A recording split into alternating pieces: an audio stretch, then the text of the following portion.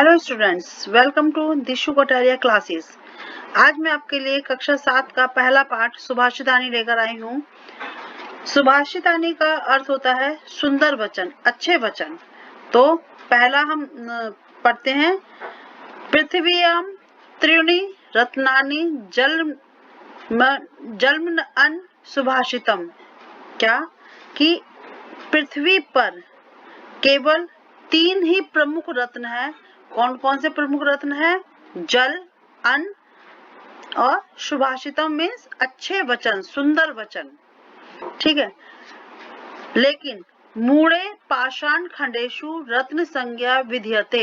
मूढ़े means मूर्ख व्यक्ति, पाषाण खंडेशु पत्थर के टुकड़ों को रत्न संज्ञा मतलब रत्न का नाम देते हैं। ठीक है। तो वो कह रहे हैं कि लेकिन कवि के अनुसार वास्तव में पृथ्वी पर केवल 3 ही प्रमुख रत्न हैं, जल, अन्न और सुंदर वचन। लेकिन जो मूर्ख व्यक्ति हैं वो जो क्या कहते हैं, पत्थर के टुकड़ों को, कौन से होते हैं पत्थर के टुकड़े? हीरा, पन्ना, गोमेद, विभिन्न प्रकार के जो हम क्या कहते हैं धारण करते हैं आभूषणों में लगा के, उनको मानते हैं रत्न। लेकिन जो विद्वान है वो क्या कहते हैं कि ये सब बेकार की चीजें हैं, ये रत्न नहीं है। असली रत्न क्या है? अन्न, जल और अच्छे वचन। ठीक है। तो कवि के कहने का क्या भाव है कि पृथ्वी पे वास्तविक रत्न तो पानी, अनाज और सुंदर वचन ही है, क्योंकि इन तीनों से ही मनुष्य का जीवन सुखी होता है। जो लोग पत्थर के टुकड़ों को रत्न मानते हैं वो मूर्ख होते हैं। ठीक है। क्योंकि पत्थरों से हमारा पालन पोषण नहीं होता। हमारा पालन पोषण किससे होता है? अन्न, जल। ठीक है। और अच्छे वचन, इससे हमारा जीवन अच्छा व्यतीत होता है। तो क्या निकला? हमारा तात्पर्य क्या निकला कि पृथ्वी प्रमुख 3 ही रत्न है। रत्न जो है वो कौन कौन से हैं? जल, अन्न और सुंदर वचन। चलिए नेक्स्ट पढ़ते हैं। सत्येन धार्यते पृथ्वी, सत्येन तपते रवि, सत्येन वाति वायुश्च सर्व सत्य प्रतिष्ठितम। कहना क्या मतलब है इसके अंदर कि कवि जो है वो क्या कह रहे हैं, विद्वान लोग क्या कह रहे हैं कि इसमें कवि जो है वो सत्य के महत्व पर प्रकाश डाल रहा है। कैसे? कि पृथ्वी सत्य के द्वारा धारण की जाती है। मतलब कि जैसे कि सूर्य, सत्येन धार्यते पृथ्वी, पृथ्वी जो है वो सत्य के द्वारा धारण की जाती है। और जो रवि, रवि क्या? सूर्य, सूर्य सत्य के द्वारा ही तपता है।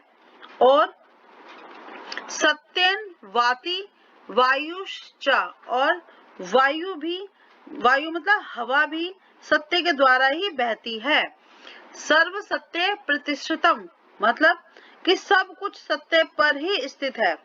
तो इसका हमारा अर्थ क्या निकला कि जो कवि है वो क्या कहना चाह रहा है कि इस संसार में सब कुछ सत्य पर ही आधारित है, सब कुछ सत्य ही है।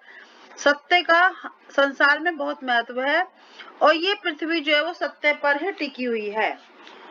सूर्य सत्य के कारण ही प्रकाश देता है और वायु भी सत्य के कारण ही लगातार बहती रहती है। ये सारा संसार सत्य पर आधारित है, अतः हमें सत्य का अनुसरण करना चाहिए। ठीक है। चलिए नेक्स्ट पढ़ते हैं। दाने तपसी शौर्य च विज्ञाने विनय नये, विस्मयो नाही कर्तव्य बहुरत्ना वसुंधरा। इसका क्या अर्थ है कि इस श्लोक में कवि हमें पृथ्वी पे होने वाली बातों के विषय में आश्चर्य ना करने की प्रेरणा दे रहे हैं। कैसे? कि देखिए, दाने तपसी शौर्य च विज्ञाने विनय नये, इसके अंदर क्या कह रहे हैं कि दान, दाने दान, तपसी मतलब तपस्या, शौर्य यानी कि वीरता या बल कह सकते हो, और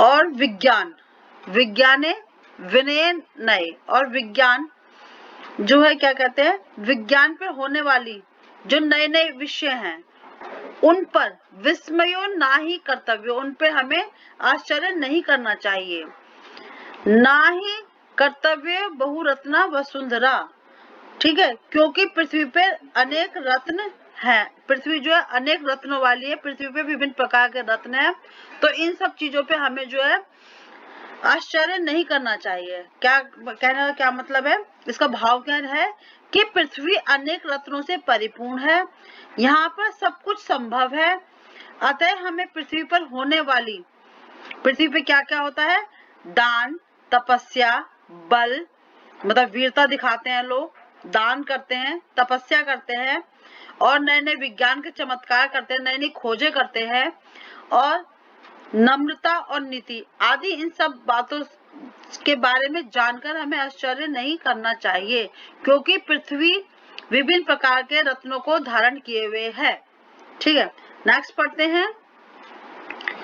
सभी दर्वे सहसीत सभी दह कुर्वित संगीर्तिम सभी विदवाद मैत्रीचार नास्वदि किंचित दा चरेत। इसका क्या मतलब है कि इस श्लोक में कवि हमें सज्जन लोगों के साथ सारा व्यवहार कार्य करने की प्रेरणा दे रहे हैं, मतलब हमें सज्जन लोगों के साथ रहना चाहिए, ठीक है, तो हमें सज्जन लोगों के साथ बैठना चाहिए, सभी रेव सहसीत, मतलब हमें जो सज्जन लोग हैं उनके साथ ही बैठना चाहिए, और कुर्वित संगति, मतलब हमें जो सज्जन लोग हैं उनकी संगति करनी चाहिए, सज्जनों के साथ झगड़ा और मित्रता करनी चाहिए, मतलब हमें उनके साथ मित्रता करनी चाहिए। कहने का मतलब ये है कि वो ये चाहते हैं कि हमें सज्जन लोगों के साथ ही रहना चाहिए, उनके साथ बैठना चाहिए, उनके साथ रहना चाहिए, उनसे जो है मित्रता करनी चाहिए और उनसे ही झगड़ा करना चाहिए, ठीक है। और कुछ जो दुष्ट लोगों के साथ हमें कुछ नहीं करना चाहिए, जो दुष्ट है हमें उनके साथ कुछ नहीं करना चाहिए, ना उनके साथ रहना चाहिए, ना उनके साथ जो है बैठना चाहिए, ना उनके साथ मित्रता करनी चाहिए, और यहाँ तक कि कवि जो है हमें क्या कह रहा है कि हमें जो दुर्जन लोग हैं उनके साथ हमें झगड़ा भी नहीं करना चाहिए, अर्थात कि हमें दुर्जन लोगों से दूर रहना चाहिए, ठीक है। नेक्स्ट पढ़ते हैं। धन धान्य प्रयोगेषु विधेया संग्रहेषु च आहारे व्यवहारे च त्यक्त लज्जा सुखी भवेत।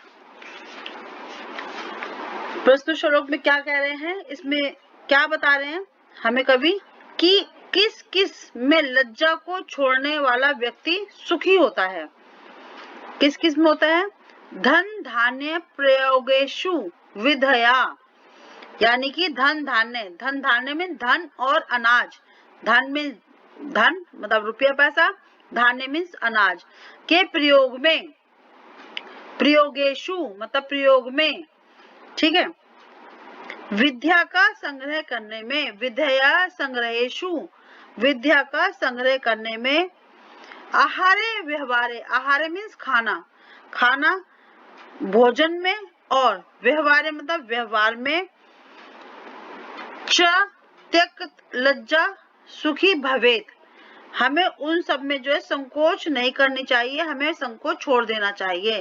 कहने का भाव क्या है, कवि ये कहना चाह रहा है कि हमें अगर हम अपना जीवन सुखी चाहते हैं तो हमें धन धान्य के प्रयोग में, विद्या प्राप्त करने में, खाना खाने में और अच्छा व्यवहार करने में कभी लज्जा नहीं करनी चाहिए। तो इसका क्या भाव निकला कि कवि के कहने का भाव क्या है कि यदि हम अपना जीवन सुखी चाहते हैं, हम अपना अच्छा जीवन चाहते हैं, तो हमें धन धान्य के प्रयोग में, विद्या प्राप्त करने में, खाने में और अच्छा व्यवहार में कभी लज्जा नहीं करनी चाहिए। चलिए नेक्स्ट पढ़ते हैं। क्षमा वशीकृति लोके क्षमया किम न साध्यते शांति खड्गः करे यस्य किम करिष्यति दुर्जना। प्रस्तुत श्लोक में क्या कह रहे हैं, इसमें कवि हमें किस चीज की प्रेरणा दे रहा है कि हमें क्षमाशील और शांति प्रिय बने रहने की प्रेरणा दे रहा है कि हमें हमेशा क्षमाशील और शांति प्रिय रहना चाहिए। ठीक है, तो क्या कह रहे हैं कि संसार में क्षमा सबसे बड़ा वशीकरण है। क्षमा वशीकृति लोके, क्षमा मतलब क्षमा वशीकृति मतलब क्षमा, जो व्यक्ति में क्षमा करने का साहस है वो सब पे वशीकरण कर सकता है, मतलब सब पे अपना क्या कहते हैं, सबके साथ अपना अच्छा व्यवहार कर सकता है, अच्छे व्यवहार से सबको अपना बना सकता है। तो क्या कह रहे हैं वो, इस संसार में क्षमा सबसे बड़ा वशीकरण है, मतलब क्षमा करके हम सबको अपने वश में कर सकते हैं। क्षमा से क्या सिद्ध नहीं हो सकता, क्षमाया किम न साध्यते, क्षमा से क्या नहीं हो सकता, हम क्या नहीं ले सकते। शांति खड्गः करे यस्या किम करिष्यति दुर्जना, मतलब कि जिसके हाथ में शांति की तलवार, शांति खड्गा, शांति मतलब शांति की खड्ग में तलवार, शांति की तलवार है, जो शांत प्रिय है उसके हाथ में शांति की तलवार है, उसका दुष्ट आदमी क्या करेगा। करे यस्या किम करिष्यति दुर्जन है, जो दुष्ट व्यक्ति है वो क्या कर सकता है, कुछ नहीं कर सकता। जिसके पास शांति है, जो शांति से रहता है, उसका कोई भी कुछ नहीं बिगाड़ सकता। तो कवि का कहने का क्या भाव है कि यदि हम सबको अपने वश में करना चाहते हैं तो हमें क्षमाशील होना चाहिए।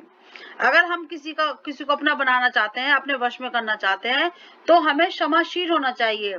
इसी प्रकार यदि हम शांत बने रहते हैं तो दुष्ट व्यक्ति भी हमारा कुछ नहीं बिगाड़ सकता।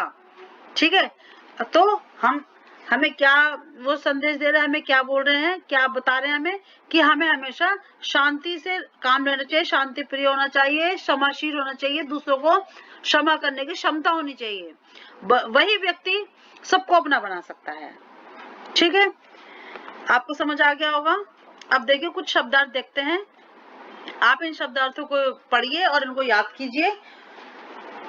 पृथ्वी व्याम, धरती पर, सुभाषितम सुंदर वचन, मूढ़े मूर्खों के द्वारा, पाषाण खंडेशु पत्थर के टुकड़ों में, रत्न संज्ञा रत्न का नाम, विध्यते मतलब समझा जाता है या किया जाता है, धार्यते धारण किया जाता है, तप से जलता है, वाति बहता है या बहती है, वायुश्च वायु प्लस च, पवन भी प्रतिष्ठितम स्थित है, तपसी तपस्या में, शौर्य बल में, नय नीति में, विस्मया आश्चर्य, बहुरत्ना अनेक रत्नों वाली, वसुंधरा पृथ्वी, सभी रेव सज्जनों के साथ ही, सहासीत साथ बैठना चाहिए, सह आसीत मतलब साथ, आसीत मतलब बैठना चाहिए, साथ बैठना चाहिए, कुर्वित करना चाहिए, सभी विवादम सज्जनों के साथ झगड़ा, विवाद का मतलब होता है झगड़ा। ठीक है, तो अब आपको ये चैप्टर समझ आ गया होगा। इसके मैंने जो आपको ये शब्द बताए हैं, इन शब्दों के अर्थों को याद कीजिए ताकि आपको जो पूरा पाठ जो है वो समझने में आसानी हो। और बाकी आपको जो भी कुछ समझ ना आया हो आप मेरे से पूछ सकते हैं, कमेंट बॉक्स में लिखिए। और मिलते हैं नेक्स्ट वीडियो में। अगर आपको मेरा वीडियो पसंद आया हो तो प्लीज मेरे इस चैनल को सब्सक्राइब कीजिए, शेयर करें और लाइक करें। मिलते हैं नेक्स्ट वीडियो में। Bye bye.